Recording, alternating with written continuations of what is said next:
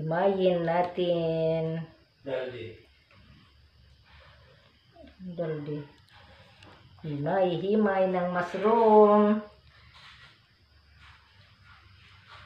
Masarap ito.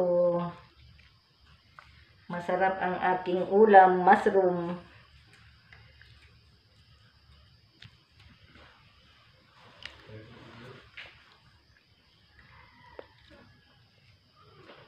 Nag-uulam ako ng mushroom, pero yung culture dito. Diyan cultured.